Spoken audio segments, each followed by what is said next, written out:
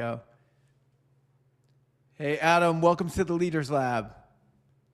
Hey Ken, thanks so much. Excited to be here on the show with you. We're excited to have you. You've got a quite a background ranging from ultra sports, business. Can you talk to me a little bit about your? I always like to start with kind of the upbringing. I like to know the kind of story of the entrepreneur and of the leader, and maybe kind of walk us through your early days. Sure, happy to do that. Well, I've been in business actually. I first started up my first business at the age of 11. So, so it's kind of like 30 plus years. It's interesting because at the age of 11, Ken, I went through what I would call a midlife crisis, just kind of a bit much earlier on. Sure. So what happened to me at the age of 11? So I didn't particularly have a great childhood upbringing. I didn't particularly have a great one, unfortunately.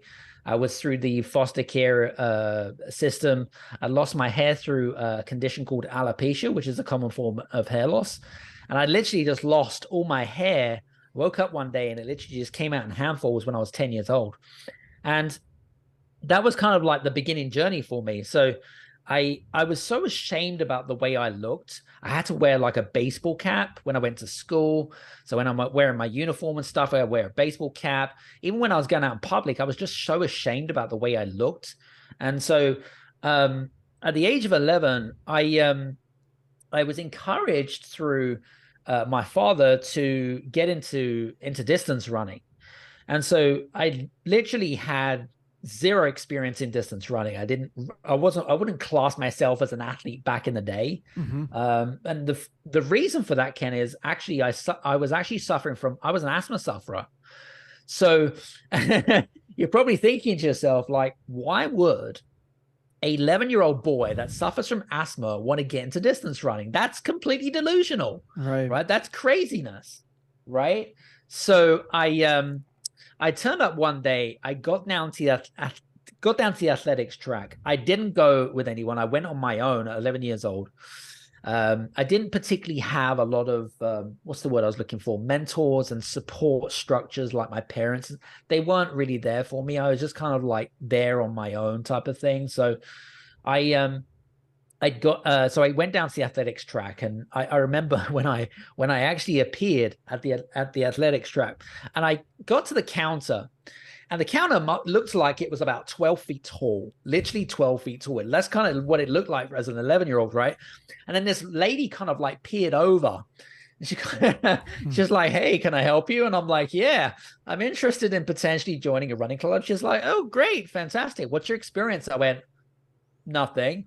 She went, "Okay, what event do you want to do?" I was like, "Well, I was been told that I should do distance running." She went, "Great." I said, "But there's a snag." I went, "What's the snag?" And I told her, I was like, "I'm an asthma sufferer." She said, "Don't worry about that. Let me introduce you to one of the coaches." I'm like, "Okay, no worries." Anyway, so I started walking down to the athletics track. Okay. Because it's about a couple of 100 meters from the clubhouse to the athletics track. And I started seeing all these runners, like there were sprinters, there were field and track athletes, distance runner. And I already started getting imposter syndrome. And I started making a judgment in my mind, thinking I'm not good enough. And I'm not, I'm never going to be as good enough as these people. You start creating those like negative thought processes that were going through your mind, right? So the first 3 to 6 months were a real struggle for me. Like I could barely run 150 meters without really kind of getting out of breath, right? Mm-hmm. So it was a real struggle for me. Like it was so difficult for me. But as I started to, as my lungs started to adapt, and so as my body started to adapt, as my mindset started to change, my coach, who at the time, what I loved about my coach is that he, back in the day, of course, he had won his trophies, medals, and was a track champion, but he could turn someone like me, General Joe Public, into a champion. That's what he was claimed to fame for. And in that process, I'd actually met my training partner at the time. He is the current world and Olympic world champion at the moment in 5 and 10,000 meters. Wow. So I got trained with him, right? So His name is Samo Farah. So he was knighted and for his services to the country. But he's a world 5 and 10,000 meters. So he was my training buddy, and we actually had very similar backgrounds. So it was interesting because he came from Somalia originally. He didn't really know that much English. And the difference is that he was bullied and I was bullied. So we had very similar, even though we didn't go to the same school, we came from kind of similar backgrounds, poor backgrounds, that kind of stuff. But what was really interesting about this, Ken, is that we used our I suppose our not weaknesses, but our experiences in being bullied and being introverted and not being so confident. And we use that to compete against each other. So we egged each other on. And during the winter months, when it was like, -5 Celsius outside, which would be generally be very, very cold, while all the other kids were playing video games inside in the nice and warm, me and my training buddy were out in the cold, wearing shorts and t-shirt, putting in the training, right? And literally, I remember there was the running track, and at the back of the running track, there was this big, boggy, muddy field. And we would go running around this boggy, muddy field. There would be hardly any floodlights. And literally just go run around this field, like just for the sake of it, right? As you do. But effectively, after about 9 months of training, my asthma had completely disappeared. Wow. Completely disappeared. And within about 18 months, I would say probably 18 months to 2 years, I'd started to get really good, like really good. And they got to the point where I started representing a county and almost a national level as a runner. My asthma had disappeared. And I used that as a platform to effectively improve my confidence, because I was kind of introverted. Because I didn't have those support mechanisms, but I used running as a propulsion, as a momentum, as a platform to drive me forward in life, And at that very same time, at the age of 11 was a very special age for me, Ken. About 3 or 4 months after I'd got into running, I'd actually started up my first business. I'll quickly share with you how that worked. So literally, I was walking there. We were living close to a nature reserve. I just kind of was just bumming around as some kid would do, just, glaring at the stream or whatever it is. I just started walking. I started seeing all these golf balls appearing in the stream. And I'm like, that's interesting. And so the next day I went back with an empty bucket, actually, and I started foraging through bushes, jumping in streams. And I didn't have, money for proper boots to jump in the water. It would just be shoes and socks off, go bare feet in type of thing and go up to your knees in water and stuff and beyond. And so I started collecting these golf balls. And what I would do is then I would walk towards the fairway around hole 15, hole 16. And I remember the very first time this happened to me. And so I've kind of walking around the edge of the fairway, and then I've got these two old guys running over to me in sheer panic, and they're saying to me, they're like, "Hey, because they don't want to hit me in the head with a golf ball. That would be kind of embarrassing, right?" and so what happened is they came over to me, and I'm like, "Hey, we came over because we were concerned about your safety." And they're like, "What are you doing here?" And I'm like, "Well, I find and collect lost golf balls." And they're like, "Huh, really?" And they check their bag, and they're down to 1 or 2 golf balls, because these guys don't have very good handicaps, right? Sure. They're average age of 74 years old, right? Yeah, so they're not kind of Greg Norman or anything. Do you know what I mean? So they're kind of so they're like, "Huh, by any chance, are you selling the golf balls?" They go, and I'm like, "Huh, never really thought about that." And I was like, "Yeah, sure, no worries." And then we started to get into the skill of sales and negotiation. And so over a short period of time, I started doing a little bit of research. I know that with golf balls, now if you're a golf fan listening in, okay, what's important is condition, okay, brand, okay, and then there were a few other skills that I learned when I opened my first business. The ability to walk away and say no. Mhm. So, when you're going to get a good deal or a raw deal, if you're walking away from a deal, it's going to be good for both parties. So I'd learned the trick of sales negotiation. Like I knew I needed, I had something that they needed, right? And I also knew that if I hang around hole 15 and they got 3 holes left and they've got like maybe 1 ball Yeah, left, so you're okay, figuring they're out, panicking, yeah, you're figuring out supply and demand and the timing of it as well. All it, and you're 11 years old, right? 11 when this happened? right? Right? It seems like it's all just coming instinctively. It's kind of crazy. I mean, I mean, especially the, like, I sort of get like, hey, there's some balls here. Maybe I can sell them. But the intellect of, let's set up right here. It's almost like let's give them the drink right before they're dying of thirst, right? Like it's smart. Absolutely. And I remember the first time I did this, right? So I goes home to my mom with like all of these bags of coins, like pockets of coins. She's like, where did those coins come from? Like, what did you do? Yeah, I Thinking that thought you I'd kind stole of them. yeah, Yeah, exactly, like I robbed yeah. a bank or something. And it's like, and then I told her the story, and she's got like super proud because I gave her some of the money so that we could, like effectively buy groceries Mhm. effectively because we didn't have that much money. So, and she's like super proud. And so that was kind of like where I really caught my appetite for entrepreneurship and leadership and things like that. So that's kind of where it all started for me. How did you stay?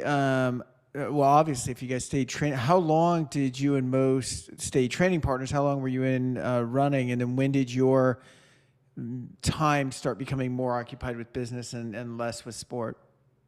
Yeah, sure. So probably around 17, 18 years old. So Hmm. probably a good 5, 6 years, I would say. And at that time, you have to start making some serious decisions. Hmm. I mean, you'll know this like with your kids and stuff when you get to school and you finish and you want to go to college or whatever it is. It's kind of like when you get to college and you become a serious athlete, you then have to start making some serious decisions.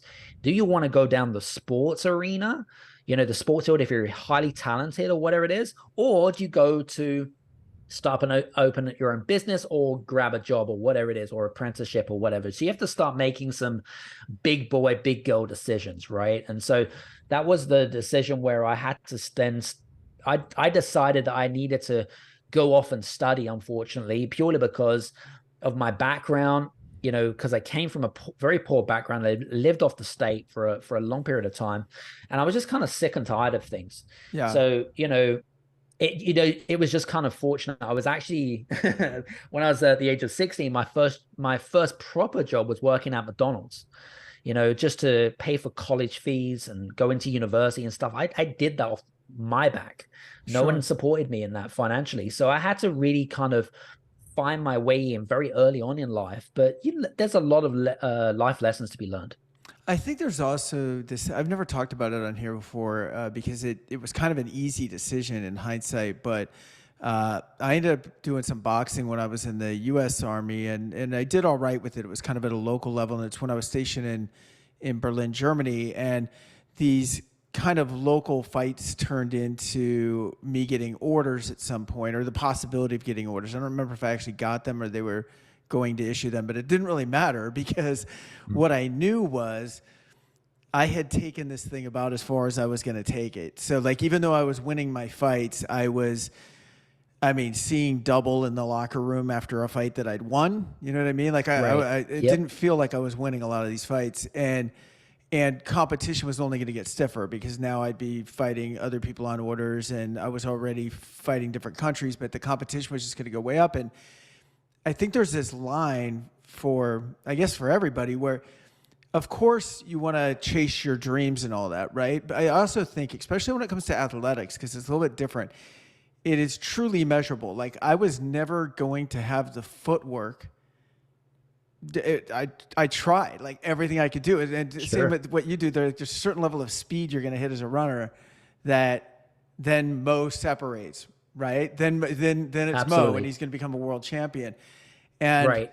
that line, even though it might only be a 2% difference, is all the Mhm. difference in the world when it goes from being an amateur to being like a world class athlete, right? And so that decision for me was like really easy. Like when they even started talking about it, I was like, no, I need to go back and do my job and like move forward and Right. have a career, or because there's nothing worse to me than seeing an athlete chase a dream that they're probably never going to catch, and then you see them into their 30s and stuff, and it's Right. like life has kind of gotten by them, you know?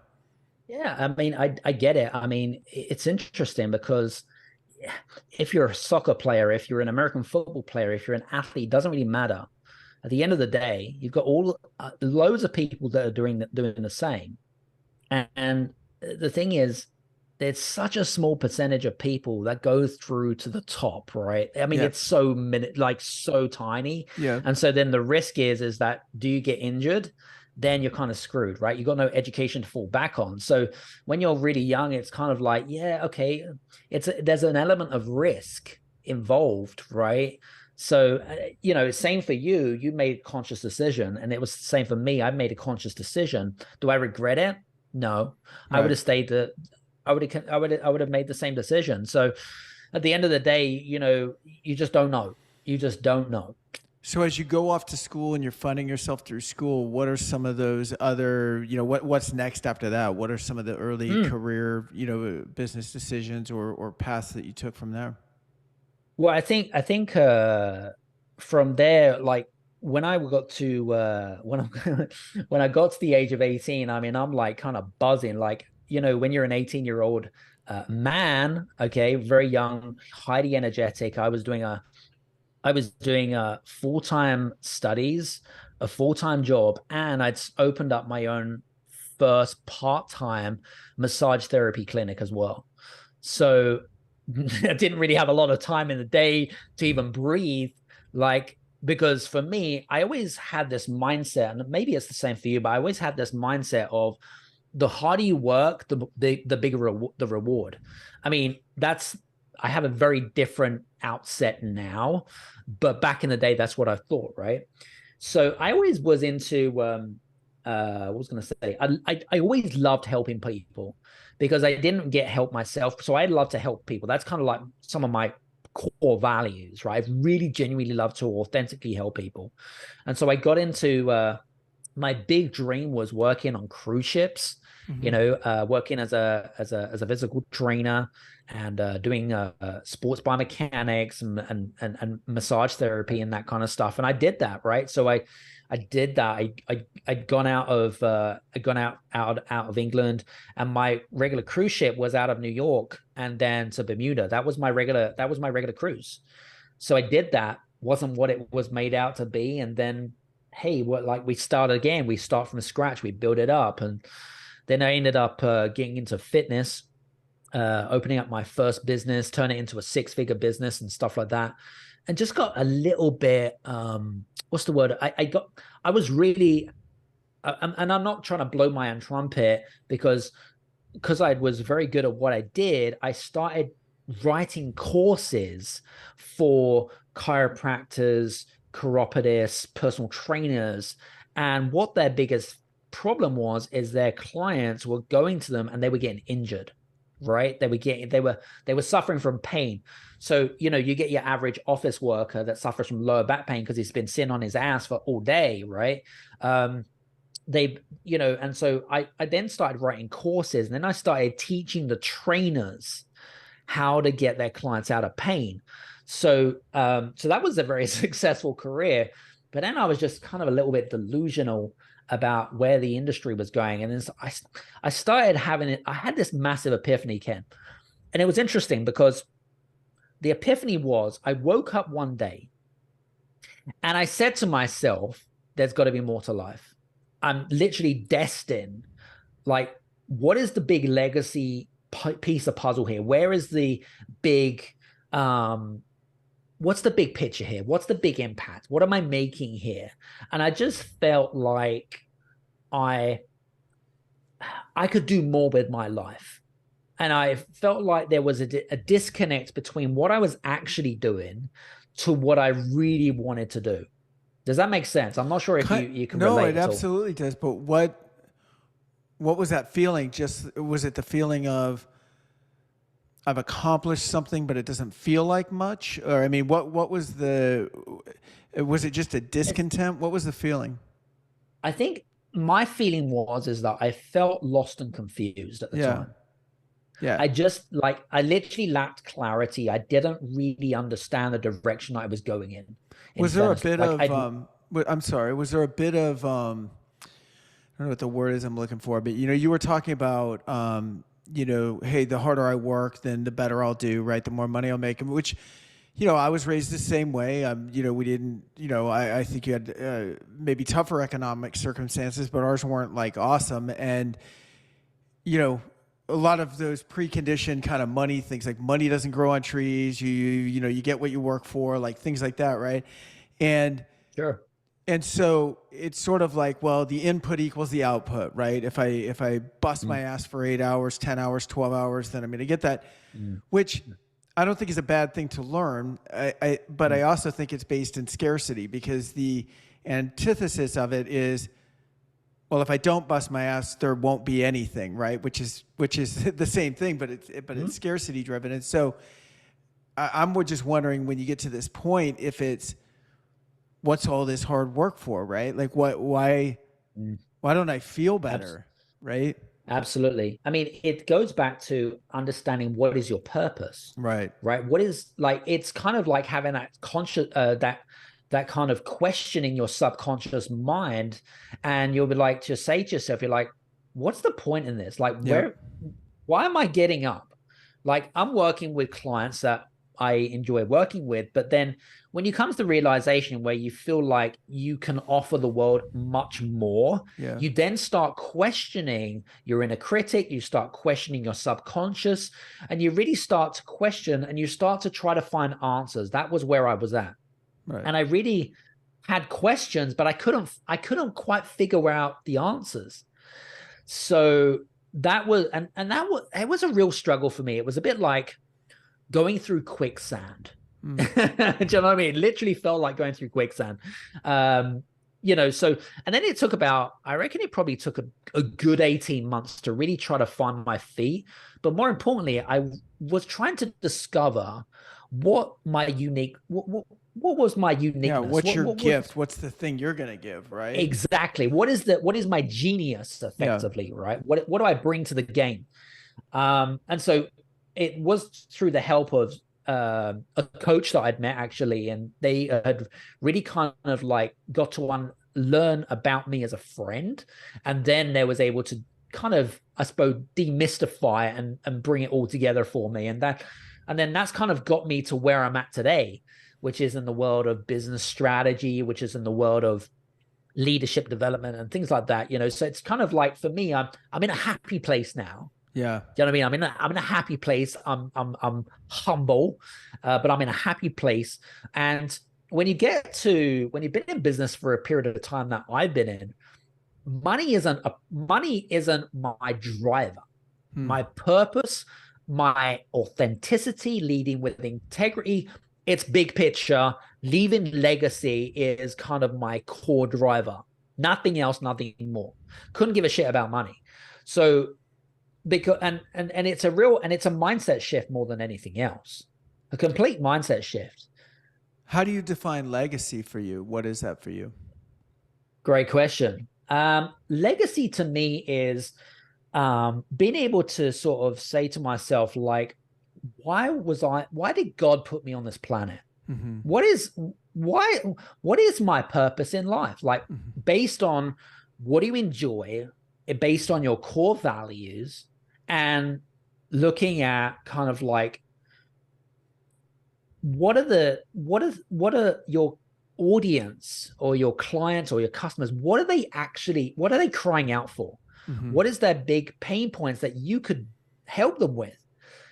So based on your core interests as well is going to depend on, and it's the same for some of your listeners, right? If you are on a path of discontent, I can guarantee you it will get worse and worse and worse Right. unless you change, because everyone has choices, right? But guess what? You have to make that choice. No one can make that choice for you. I And think we so just feel like, and I don't know if it's a societal thing or what, but I mean, I think, because I know I've been on both sides of this equation, right? I've been on that side of not feeling aligned at all, and uh, you know, again, I don't want to blame it on society because there's people who figure it out and there's people who don't, I guess. But there is kind of this thing of like, again, going back to the just work hard, right? Just keep going, man. It'll all work out, right? Maybe it's a bump in the road. You're just out of sorts for right now, but like just pound through it. Like keep making money, keep doing whatever. And it's like to your point, it's like no, it's getting worse, right? I'm getting further apart from my North Star, right? I'm going off to the east or the west, you know?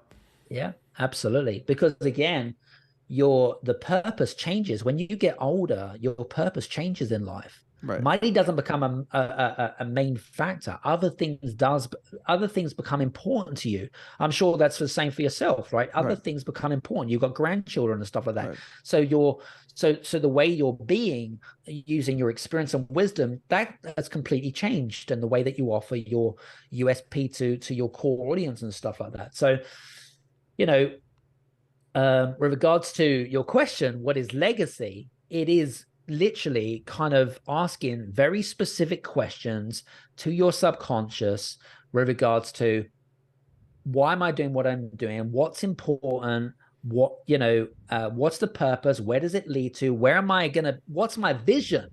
That's going to be important. What's the vision? And where do I see myself in the next 10 years? And where do I see myself after I passed along? What do I want to be remembered for? And what are the feelings do I want to give people in terms of like when I pass away, even when I'm not in the room, what do you want them to say about you? Right. Is this one of the areas where you guys really get involved in what you do with your consulting and coaching and all that? Absolutely. Because again, what I find with a lot of people that run businesses, even leaders, is that the core foundation to running a successful business, to being a great leader, is all to do with clarity. Because if you don't have a roadmap for success, if you don't have a GPS compass, if you don't know what direction you're going to go in, you can go in a million different ways and they might not be able to lead you to a happy path. But if you understand and you get some clarity on what you're doing in terms of activity wise, in terms of like what you're doing, and really kind of assess where you are. And this is all about self-awareness. If you're aware of I wouldn't say, yes, your strengths, but also room for improvement, right? If you know that, because it's a path, right? It's a journey, right? There is never an end goal. There's always a continuous room for improvement, right? Totally. In the US Army, they teach you that, right? They teach you and they drill that in you, right? They push you, especially in the Marines. So they give you and they drill you that into your mindset. And that's what's going to help you move the needle that little bit further. And there's a lot of mentors out there in the leadership realm. But I think it was Jim Rohn that said this. But the idea is that every day, wake up saying that you need to make a 1% improvement in your life every single day, and you will be in a much happier place. Because either you're growing or you're dying. Right. You can't stay in the right. You can't plateau. Right. Do you know what I'm saying? Well, so yeah, nothing stays still, and 1% a day compounded is ridiculous growth, right? Like it's just crazy. It doesn't feel like much in the moment, but it's ridiculous over time. Tell me, because I like to, whenever I'm hearing someone talk, and I don't know if it's because I'm auditory, but I also like to tie it in. I like chronological order. So when did you have kind of this epiphany or wake up? How many years ago was that where you were like, hey, I don't know if I'm on the right path or not, and had to work that out? I reckon I was probably in my early 30s. So probably talking about 8 to 10 years ago, I would say. Probably about 10 years ago, but then it took a good 18 months, couple of years to figure everything out from a clarity piece. And, for some people, working out clarity could take a month. Right. But for others, it could take years. I know a lot of business owners, small, big, leaders as well. They just go on this pathway, and it's like you brought up a mindset, the mindset of, oh, it's just going to work out okay. That's a mindset, right? That's a mindset that you believe. It's a belief system that you believe in. Okay. If you go around believing that everything's just going to work out fine, I can guarantee you will have completely the polar opposite. Completely the polar opposite. Yeah. Because it's like, you want the universe to sort out your problems? No. Right. You have to sort your problems out. You have to sort your challenges out. Do you know what I'm Right. saying? So Manifestation will get you nowhere without taking massive action, right? I mean, 100%. yeah, manifestation is a result of the universe conspiring with you, not for you. I think necessarily. I mean, I think you've got to be a co-creator in your own future. I'm going to shift gears just a little bit. How did you get? I know you're a big advocate for like women in the workplace, and like where did that fit in, and where did that come from, and was it during this same time frame? And if I'm jumping ahead in Mm. the story, just wrap me back around. It's interesting. So it's a good story. I got another good. I'm full of good stories today. Cool. Um, so believe it or not, I probably about yeah, about 8 years ago, maybe around 8 years ago. No, maybe yeah, 6 to 8 years ago. I really wanted to get into the corporate well-being space effectively, right? Because again, I wanted to do speaking, offer leadership, offer ways in which companies can improve their employee engagement effectively, right? So I was really into that, really very, very much into that. And so anyway, I lost my train of thought there. I don't just hate that. Oh, no problem. Okay, the women in the workplace, yes. Yes. So interestingly enough, I came up with this innovative idea about how we as a company could get access to core decision makers. So I'll tell you the quick how it will work. So I came up with this idea, and the idea is that okay, so I've got my key decision makers, and they're mainly on LinkedIn, but they don't have time to have a conversation with me, and everyone's busy, right? So I just thought to myself, how can I get access to these people? How can I have a conversation with these people? And I just thought, these people must have gatekeepers. They do. So I decided to create the Association of Extraordinary PAs. PAs as in personal assistant or Sure. executive assistants, right? So I created this personal development organization. It was completely free, by the way. Got sponsorship. It was a great it was a great new idea. I did it for about 18 months, but the idea was that I built a relationship up with the PAs and executive assistants. We gave them some lessons in personal development, whether it be around mindset, whether it be around productivity, whether it be around tools, resources, whatever it might be. But we effectively gave them some free stuff effectively, right? They'd come along, they'd get fed for free, and being able to have a couple of glasses of champagne and wine and that kind of stuff. And so over a period of time, I started to develop a relationship with those PAs. Okay. That's where the women journey started to really start for me. And then I don't know, for some particular reason, it's like you may have kind of come across this, but you magnetize who you kind of like. If they like you, what you're about in terms of your core values. I then started to not get physically attracted, but they were kind of magnetized towards me. The women started to be magnetized towards me because they could see what I could offer them as a resource. So I started off with working with women mainly in the professionals, those gatekeepers that would introduce me to their bosses. And then it started transitioning into women that ran their own companies, run their own businesses, small and large. And then I started just kind of supporting them because, men and women are very different, the way that we're wired. You would have probably read the book, Men Are From Mars, Women Are From Venus type of thing. And so you're just being able to use certain skills where women can take the skills from men and vice versa. We can learn off each other so that we can be better leaders, better entrepreneurs, and things like that. So that's kind of how I got into the whole kind of like women's space. And I ended up getting on the front cover of Global Woman magazine, and they did a massive thing with me on that. So that was kind of cool. That's really cool. So that's kind of where it's at. I have this theory, and it's probably not too far fetched just based on your background, but I mean, I think that even though it shouldn't be this way, I mean, it's 2023 for God's sakes, but I think sometimes women are underrepresented in certain industries, right? And at times, it can feel like a boys' club depending on the job or the space or whatever. And I think, you were the 11-year-old with your hair falling out with asthma and I think you were the underdog, right? And I kind of feel like there's probably that part in you that's always like, you see an underdog, you're going to gravitate there. And I think that's probably why they were attracted back to you, is like, here's a guy that kind of gets where we're coming from a little bit. Yeah. Absolutely, 100%. And you know, you're absolutely bang on. I suppose you would class me as a bit of an underdog, really. And but you know, you can learn so many lessons. You know, when I was an athlete, I'd learned so many mindset hacks, for example.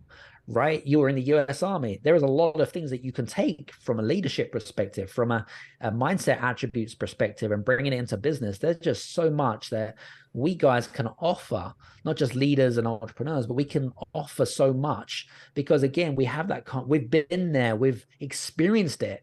Whereas some entrepreneurs that are kind of new to the game, or maybe we've got listeners in that have maybe finished their business, right? Or sorry, finished corporate and then they've opened their business, right? That's a complete transition shift, right? There's a Sure. lot of things that you have to learn, not just about running a business, but you know, your biggest enemy, your biggest competition is you. Right. You are the main spanner that holds a business back generally. Yes. I coach kind of more in our space, which Leaders Lab is really a leadership recruiting company. So we place leaders in jobs. And then I'm a Nice. coach in kind of a worldwide recruiters group. And yeah, mindset is, it's always mindset. It's like 80% of it is just mindset. It's all the entrepreneurs that say they want to be their own boss, which is weird, because if you ask someone, why do you want to be your own boss? Probably the number one answer would be freedom. And being free and being a boss are almost like polar opposites of each other, right? I want to be free, but I want to be my own boss. Well, if you want to be your own boss, technically, shouldn't you be telling yourself what to do, right? Shouldn't you be showing up and be like super disciplined and be like maybe even tougher on yourself than you would somewhere else? But literally, people freeze sometimes when they leave that corporate environment and into like, oh my God, I've got to self-direct now, Yeah, I think it's super cool. I also think, whatever that underdog story is, whether it's somebody who again grew up as a kid and had some of the things that you went through, or somebody that had a drug problem, or somebody that was in trouble with the law, or somebody that lost 150 pounds. It's like, I actually want to learn from people who have been there and done that, right? Like I think that and we can all learn from each other in a variety of different things. But I guess what I'm saying is, in a leader, I don't necessarily want someone who's always had all the answers and always done well, right? I want someone who goes, I've been exactly where you were. In fact, might have even been a little tougher or a little bit different. And here's what happened, right? Not, I've Absolutely. always been on top and you should be like me. Like that is an old way of thinking that isn't super effective anymore, and probably never I was. agree. I think with a lot of people, especially in social media space in particular, is that we create this perception in our mind that everyone's doing so well and that kind of stuff. But under the belly of it all, it's not such a pretty story, because there's Right. always adversity, there's always challenging, there's always resiliences. And it's the same with our mastermind group.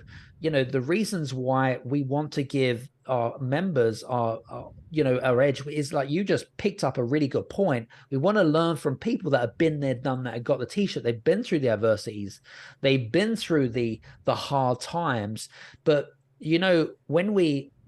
when you get useful insights from people that have been there, done that, with people that are kind of like, what's the word I was looking for?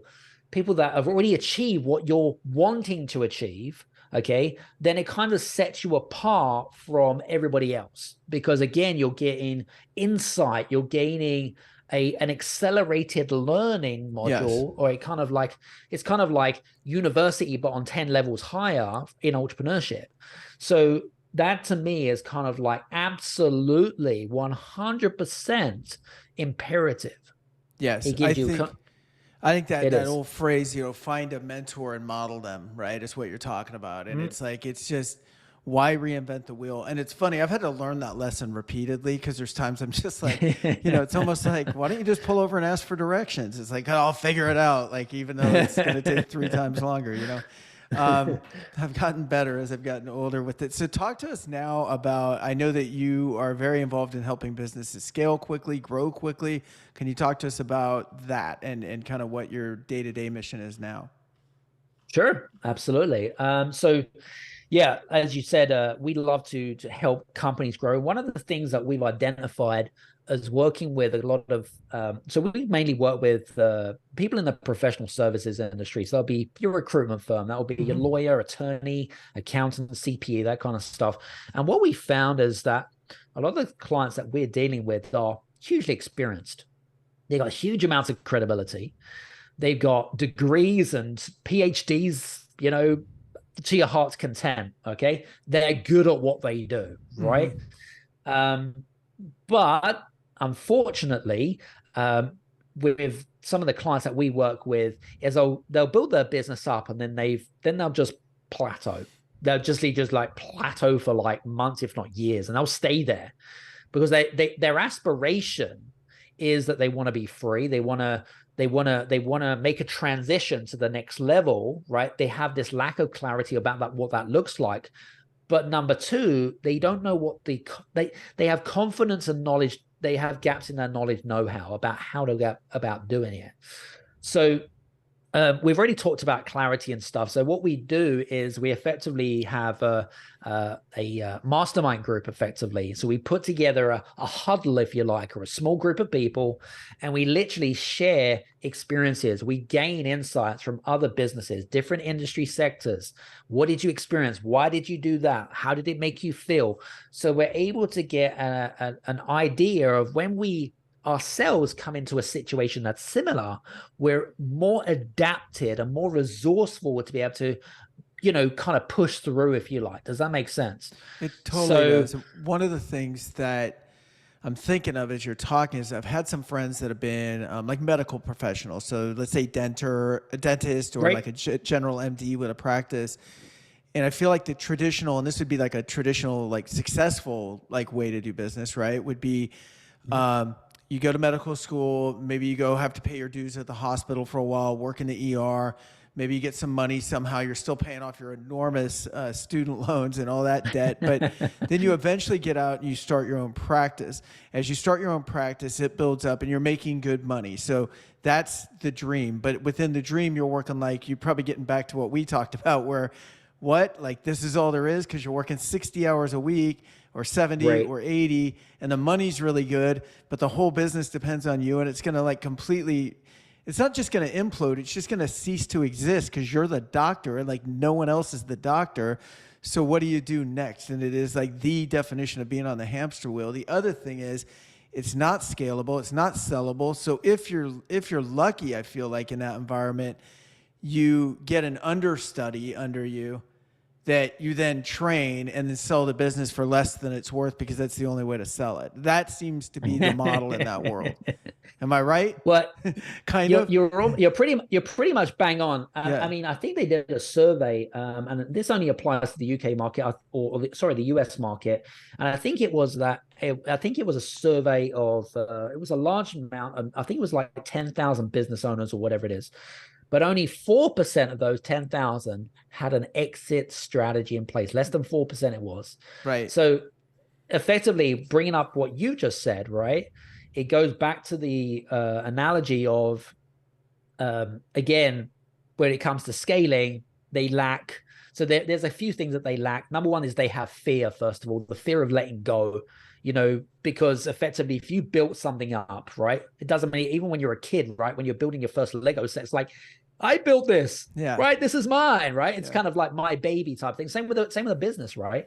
You build something, right? You're proud of it. You don't want to let it go and give it to somebody else, hand it over to someone, right? Because guess what? They might destroy it or take it away, right? So they have that fear. They also have this fear of they have this, well, it's not really a fear, but they have this skill of micromanaging. So they micromanage everyone and everything. Okay. So they'll never get out of that cycle because, like you've highlighted, they don't see their wife, they don't see their, they don't know what freedom is, right? So they lack this necessarily, they lack this mindset, but they lack the necessary know-how, skills, Right. and knowledge to know exactly what is it that we need to do. Oh, do we need to systemize? Do we need to do we need to bring this person in? Do we need a so it's kind of like, every business is different, right? Every leader is different. And so we have to really kind of like take that into an account. So that's kind of like what we're doing right now. And it's very exciting because it's kind of like there's not like a one size fits all approach. Do you know what Yeah. I'm saying?